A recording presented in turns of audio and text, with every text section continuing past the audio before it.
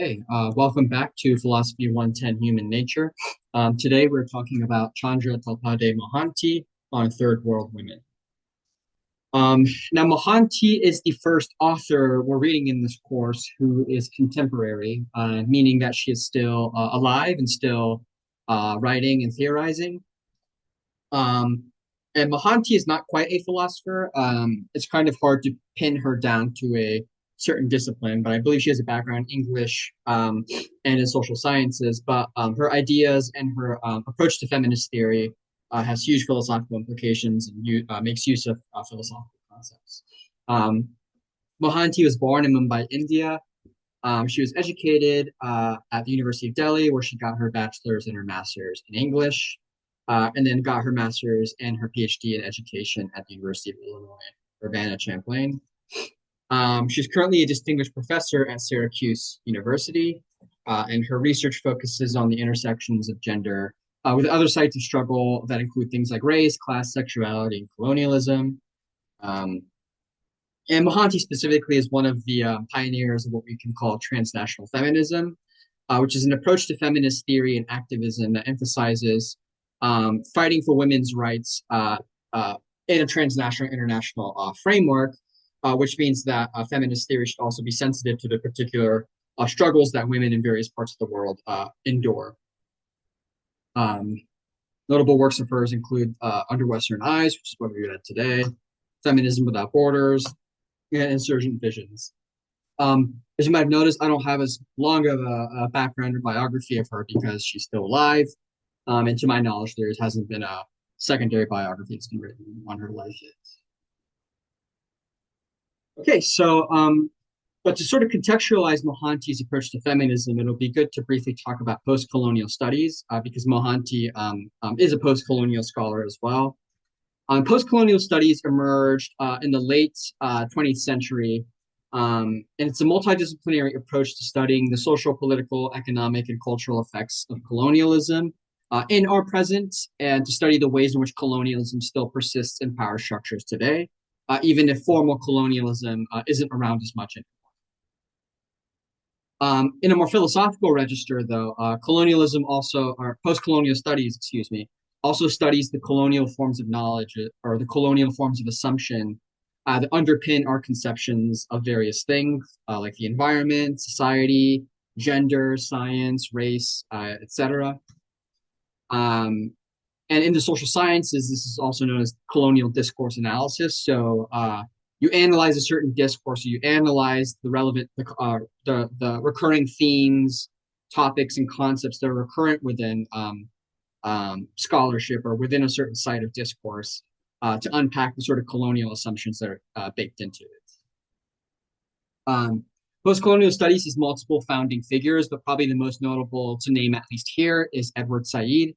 Edward Said was a Palestinian and later Palestinian American philosopher and literary theorist who's best known for his work Orientalism. And Orientalism, in many ways, established the field of post-colonial studies, at least in the United States. And Orientalism sought to study how Western academic disciplines and Western forms of knowledge throughout the past couple centuries have constructed and represented the East or the Orient in contrast to the West. Um, and post-colonial studies was also responding to the decolonization movements that took place during the 20th century in America, what we would call the Cold War. And many of these anti-colonial movements were predicated on destroying colonialism and having these countries and peoples declare independence from their colonial overlords, most of whom were in Europe. Um, the problem is that most anti-colonial movements actually resulted in what we now call neocolonialism. And neocolonialism is the state of affairs where formerly colonized countries are formally independent. You know, they have their own flag, they have their own anthem, they have their own system of government. Uh, but to varying extents, their social, political, and especially economic systems are to a great degree still controlled by their former colonizers, again, most of whom are in Europe or the broader global north. So you can think of many African countries wherein, you know, almost all African countries are independent now, um, but many of their economies are still controlled um, at the mercy of their former colonial overlords in Europe.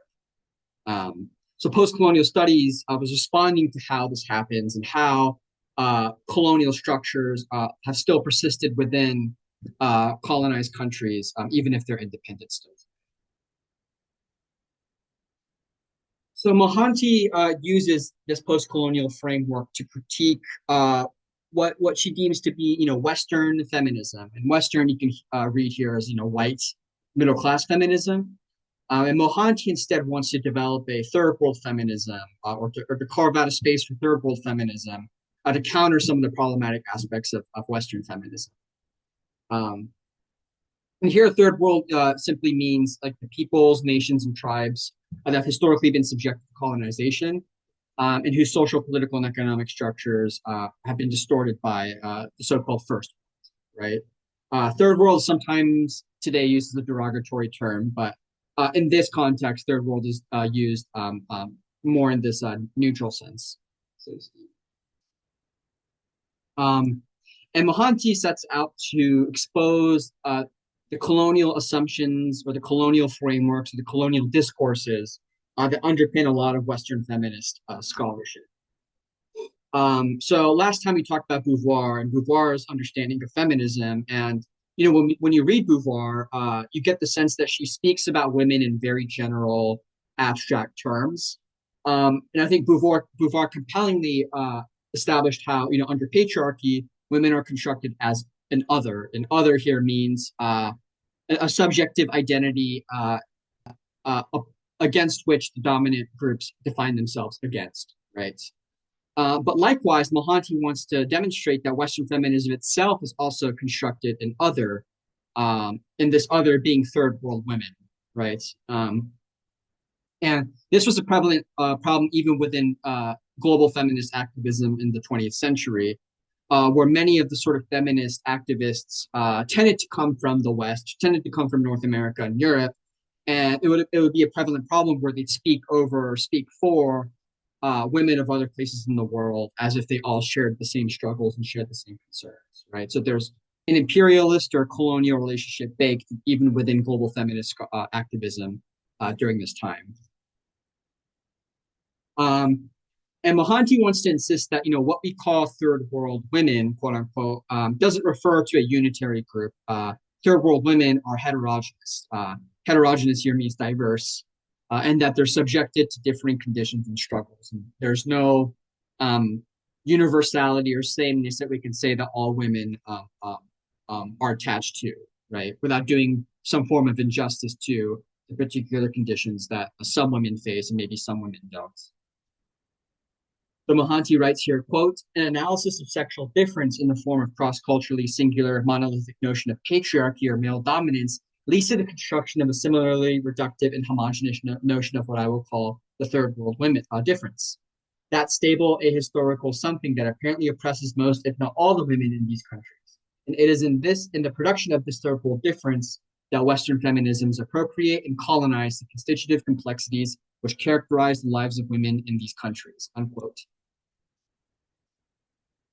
So for a good chunk of the piece, Mohanty sets out to describe 7 analytical presuppositions or fallacies baked into Western feminist discourse. In the first presupposition or fallacy, which kind of defined the other 6, is this idea that all women are defined by this common sense of sameness, regardless of what other relevant differences might be had, such as in the case of race, class, nationality, etc.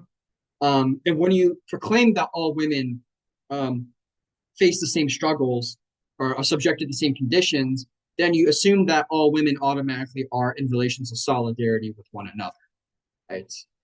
And of course, the problem with this is that whenever you claim that everyone in X group faces the same thing, you're only really just uplifting one part of that group and trying to take their experiences as the experience of everyone else in there. And Mohanty finds this to be problematic, especially within the context of colonialism. And even though she, of course, acknowledges that Western white women do face patriarchy, do face real problems, they're still participants in Western colonialism and imperialism to an extent, and they have to become self-aware of that in order to enter into equal relations with other women in the world. So the second fallacy that she talks about within Western feminist discourse is this idea that or that all women are conceived of as victims of male violence. Um, and of course, Mohanty recognizes that yes, many women around the world are subjected to male violence, especially in very brutal or even extreme ways. But the problem is that when you automatically conceive women as this sort of perpetual or persistent victim, then you end up denying the agency of these women, and you deny the ways in which women have responded to male violence, or even if the male violence of one part of the world is the same kind of male violence you see in this other part of the world, right? And then relatedly, the third fallacy is this idea that all women are in relations of dependence with men. And so what this idea leads to is this assumption that third world women, so-called third world women, are primarily kept down by the men in their own group, rather than principally by other forms of oppression like colonialism or imperialism. So during the early 2000s, you saw a lot of this kind of discourse happen in the United States, where a lot of white or Western feminists, for example, justified the invasion of Afghanistan on the basis that women there are so oppressed by their men that the United States has to go in and military intervene and bomb a bunch of civilians and take over and establish a puppet government there, quote unquote, to liberate women, right? Um, but obviously, in that case, especially upon the U.S.'s military occupation, most of the women in Afghanistan were primarily, oppressed by the United States, not primarily by the men in their own communities, even if even if they are to some extent subordinated by the men in their communities, right? Um, so when you assume that all women are primarily, oppressed by quote unquote patriarchy, you erase the other systems of oppression that might define their condition more. The fourth fallacy that Mohanty names is this idea that married women are victims of colonization. So this is the idea that marriage is fundamentally an oppressive or a colonial institution, and women who participate in marriage are sort of replicating or repeating this colonial institution. The problem with this is one, it ignores local marriage customs that can't be just reduced to Western marriage traditions. And second, even if women do, get married in the same way as maybe Western women do, that doesn't mean that those women are automatically oppressed or that those women lack the agency to enter into these marriages or to enter into these kinship structures. And relatedly, the fifth fallacy is that all women are subject to the same kind of kinship systems and logics. In this case, being the patriarchal family, right? So this is intuitive, because during the early to mid and to a lesser extent late 20th century, the global feminist movement was dominated by Western white women. And Western white women were responding to their particular family structures that they were subordinated within. And because they were exposed to that kind of female oppression or that kind of patriarchy, they think that that's the kind of kinship system that holds for the rest of the world, right? And of course, the problem with this is that it erases other forms of kinship structures or other form of family structures that differ from the Western nuclear family or from Western patriarchy. Right? And again, Mohanty is not denying that other parts of the world do have patriarchy too, but those patriarchal logics might be different from the patriarchal logic that define the West. Six, and this one is maybe familiar to a lot of you, but it's this idea that all women are degraded and oppressed by religion. Especially in the United States and Europe, this tends to be transposed onto Muslim women, right? So Muslim women, who wear the veil, for example, are seen as oppressed. They wear the veil because their husbands are telling them to, or because a patriarchal religion is telling them to. And in order to fight for those women, we have to fight for them to not have that, to not wear the veil anymore, to not be subjected to Islamic social norms or social customs. Um, that view is problematic for various reasons. For one, it assumes that Islam is a unitary religion, or that Islam refers to just one thing instead of rather a family of differing religious traditions and customs that are diverse and differ from each other.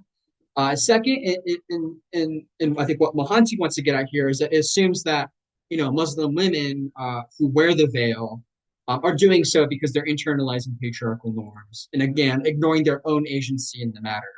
The Western feminist discourse doesn't consider the fact that maybe Muslim women like to wear the veil, or that wearing the veil is part of their identity as Muslims, and that isn't necessarily in contradiction to them being women as well. And you can think of this for other religious groups as well, but it's especially prominent among Muslim women in the West. And finally, the last fallacy that Mohanty discusses is this idea that third world women are objects of quote unquote development. And development here in this sense of economic development or social development um, that defined a lot of the sort of developmental discourses of the late 20th century and early 21st centuries. Uh, and the clear problem here is that it assumes that third world women or so-called third world women are somehow underdeveloped, or that they are held back by these local patriarchal norms. And the best way to develop them, quote unquote, develop them, is to develop them into what Western white women thinks that a developed or free woman should act and look like, right?